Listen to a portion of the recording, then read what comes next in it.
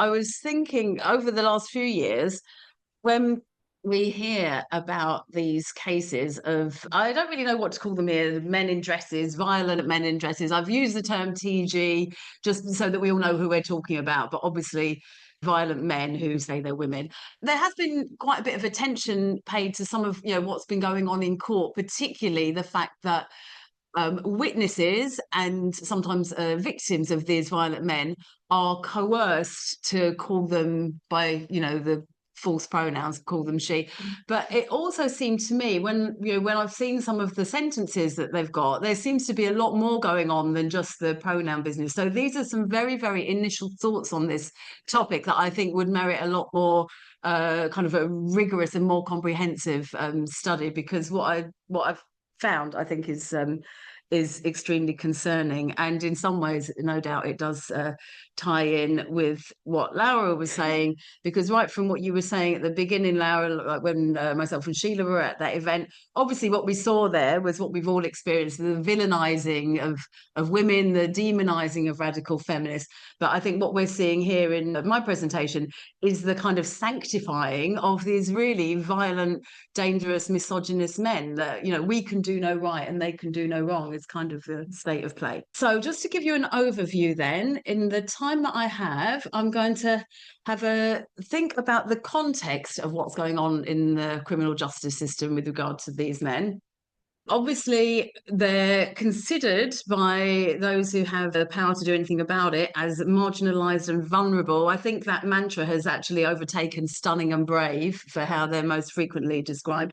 So we'll just have a brief look at the context of their experience of the criminal justice system in terms of them being constructed as an oppressed group.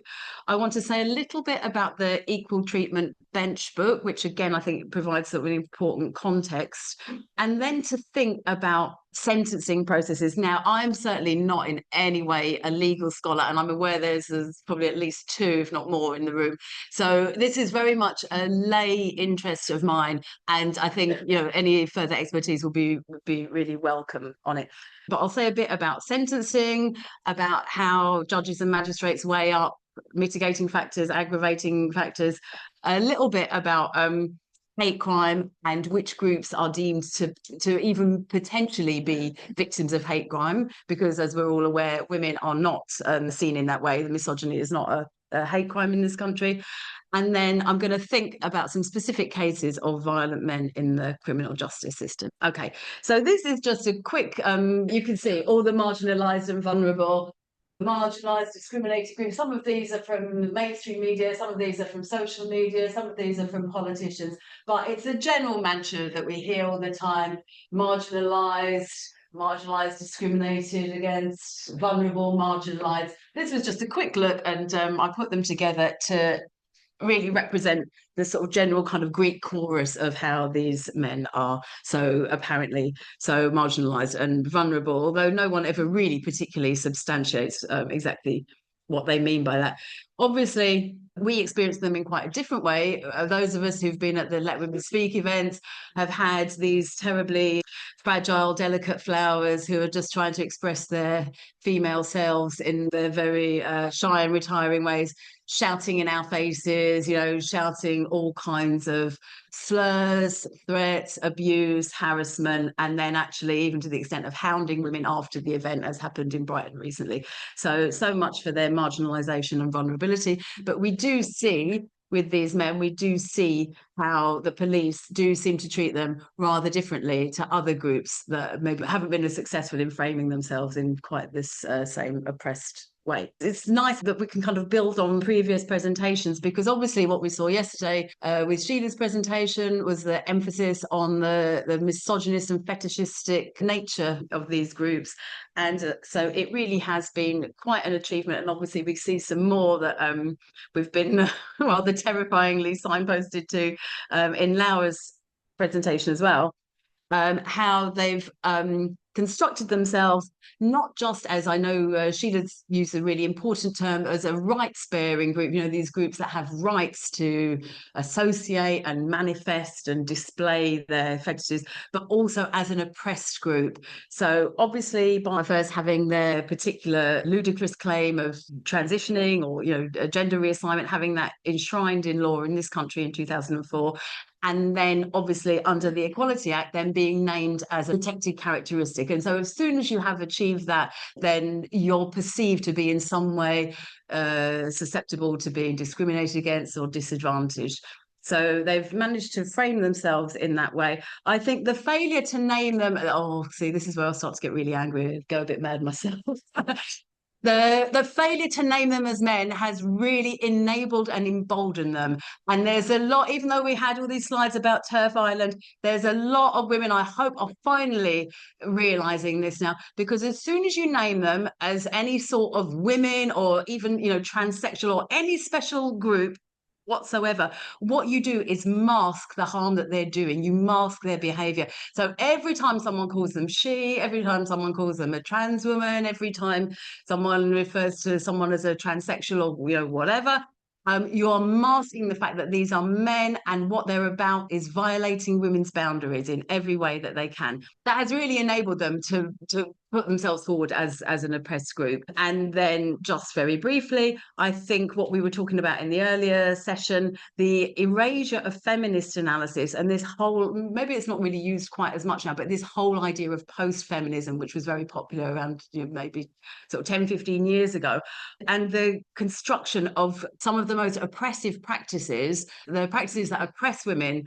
and are so crucial to our oppression, have been reframed as empowering in the sort of common discourse. I think has also meant that we've had, at the same time that these men have been constructed as an oppressed group, we've also had the erasure and the invisibilization of women as an oppressed class. That those two things have happened simultaneously, and it's kind of plays into that whole, be kind. But certainly what I've seen in the sort of the jobs that I've been doing these last few years is that whole kind of culture of women expecting, and it's kind of often expecting themselves and each other to be accommodating to this group that they perceive as being far more deserving of, our kindness and support and, whatever, collusion, etc. So what we've, as Mary Daly would say, we've got a classic patriarchal reversal. We've got the construction of men as this oppressed group and women as the oppressors. And so that all forms the context within which these men, how they're treated in the criminal justice system. So now we'll come on to the sort of specifics of what I wanted to talk about, how the criminal justice system treats these violent men. So some of you may have heard of this, the Equal Treatment Bench Book. There's been quite a lot of discussion at different times, I think, in different events and panels as well. This is where I first kind of came across this. And I think particularly when Maria McLachlan was really basically chastised in that court after she'd been brutally assaulted, that she was then chastised by the magistrate for not referring to this violent man as she. And so it comes down to this Equal Treatment Bench Book, which is basically a manual for judges and magistrates on how to treat people for whom coming to court might be difficult, alien, intimidating. It's quite a nerve-wracking experience. So there's a lot in this bench book that I think is actually really good, where there are legitimate issues of equality. There's a lot that is correctly thoughtful and sensitive about how to make the whole process, as far as it can be, less intimidating and difficult for people who might have had lots of very sort of painful experiences in arriving at this place. But obviously, when it comes to this chapter 12 on trans people, the problem is that you've got a completely fake category. So it shouldn't be applied to these very entitled, violent men who are not oppressed. But because of the whole culture and context that I've just given, they're seen as being oppressed. So at the side there in the blue, these are the links to all the different parts of the chapter. And when I read it, I don't know who's responsible. I know it gets revised very regularly. You get new editions of it. But it seems to me like either Stonewall or a similar organization basically did that job, because it is absolute propaganda for transgenderist ideology. It's, you know, you have a look at it yourselves, but that's what it is. That's where all the pronoun business comes in. It's all about accommodating these very special people with all their complex and diverse gender, blah, blah, blah, all of that. So it's quite interesting. They'll probably have another few chapters for all the plural identities. Its own demise, I think, is written into the whole idea of that, those plural identities. Anyway, I just wanted to draw your attention to this little extract from that bench book, which is talking about the law, just as a reminder that this, as far as I can tell, is still law in this country. This is about crimes with the sort of aggravating factor of hate crimes, which, as I was saying before, it only applies to certain groups. Section 146 of the Criminal Justice Act 2003, that was amended later in 2012, provides for sentences to be aggravated for any offence partly or wholly motivated by hostility towards the victim on the grounds that the victim was or presumed to be a trans person. And I'll say a bit more about this when we come on to the hate crime bit, because I think it's interesting. Now, I don't know how many people remember this, but I remember when I first read this, I just thought this must be wrong. I couldn't believe it. The Act also provides for a 30-year starting point for murders motivated by hostility towards the victim on the grounds of being trans. A 30-year starting point, which, like, where else do we get 30? It's really, really unusual. You know, I worked on the femicide census for quite a few years. You know, you do get some of these much longer terms, but it's very, very unusual. Generally, with murder, the minimum tariff, from my memory, it's probably between maybe 15, 16 years up to maybe about 21. But here, we're talking about a starting point of 30 years. And that, obviously, there's no converse of that, because women are not protected under this hate crime law. So if a violent man in a dress who kills a woman, he won't be getting that 30-year starting point. But, you know, if it was shown the other way around, that wouldn't be a woman, but a man killing another man, and if they could demonstrate that there was hostility motivating that 30-year starting point. So I just wanted to draw attention to that. And it does put some of these sentences, I think, in very stark contrast. So the sentencing guidelines then, I haven't referenced all of this, but this comes, it's online, the sentencing guidelines, you can see it, it's got a very comprehensive website. So basically, when a judge or a magistrate is deciding the sentence, they have a range that they can be looking at. The maximum sentence is established in law, in legislation, the kind of thing that I was just talking about, the maximum and sometimes the minimum sentences as well. But within that range, they can take all kinds of things into account, like lots of different things. But we can broadly categorize some of the factors that they will take into account as basically those that aggravate the offence, that those that make it more serious, that will raise the sentence, and those that may decrease the sentence, the mitigating factors. And this is what we'll look at in the next slide. But interestingly, and this is worth bearing in mind when we come on to look at these particular cases, judges can use discretion. So in exceptional circumstances, they can actually depart from sentencing guidelines.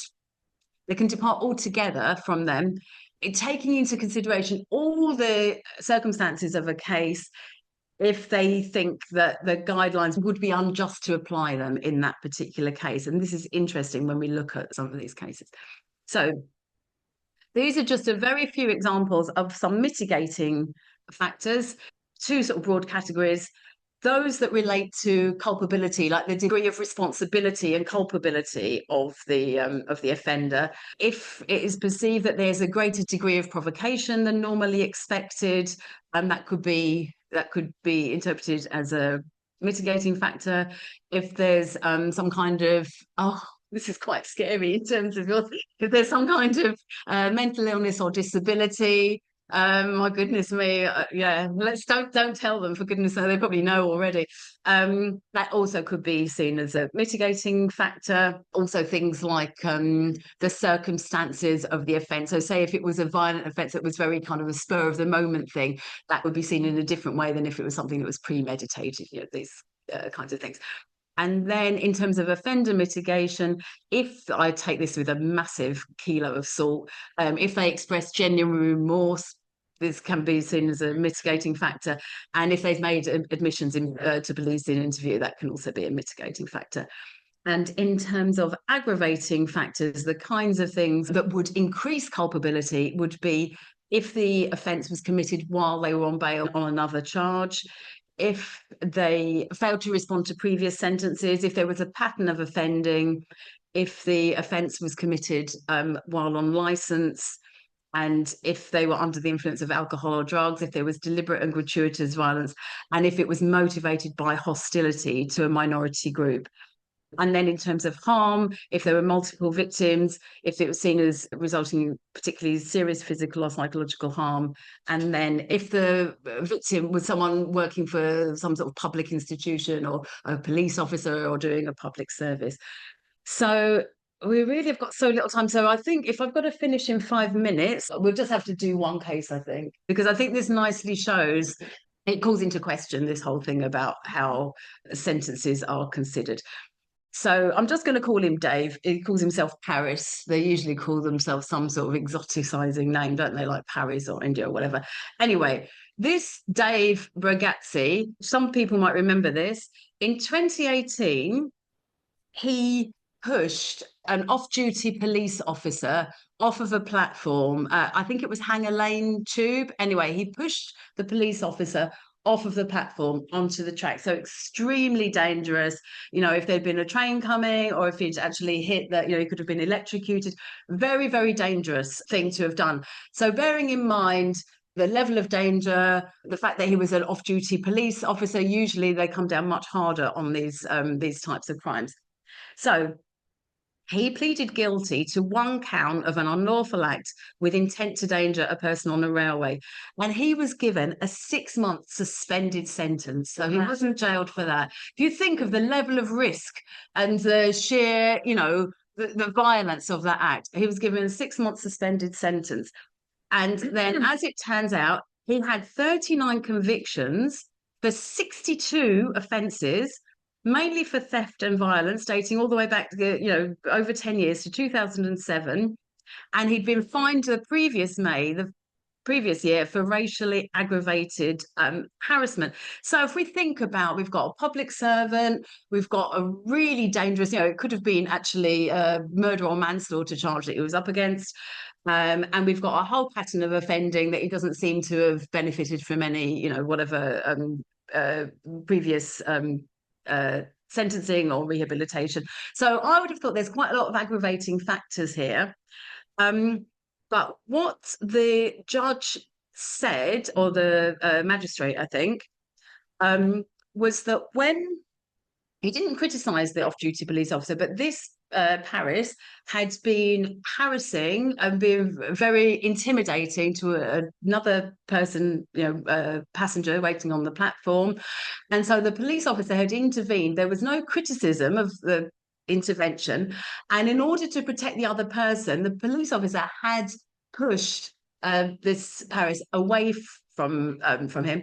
And because he'd made contact with his chest area, what this Paris pleaded was that he'd recently had breast implants as part of his feminization. So he was particularly vulnerable about this area of his body. And so in the sentencing remarks, what the magistrate said was this police officer didn't appreciate that he was making physical contact with a person being yourself of special vulnerability. So I think this is quite useful that we have this in the public domain, a very, very clear example of being transgender, inverted commas, as mitigation for the sentence. But in all my case studies that I've got, we'll see similar things.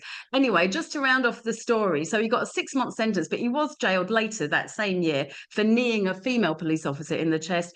And then he went on in December 2020, he was convicted for assaults on 3 women, one of whom he said to her, "You're in my way, you CUNT, go F your husband." So if that is not hostility, if that doesn't demonstrate a hostile motivation that should be an aggravating offence, but of course it isn't because women aren't protected under the hate crime laws, so he still didn't really get the sentence that he should have done. His violence was often in very dangerous situations. This was on a tube carriage where he had like an aerosol and a lighter, and he was threatening to set fire to a woman's hair.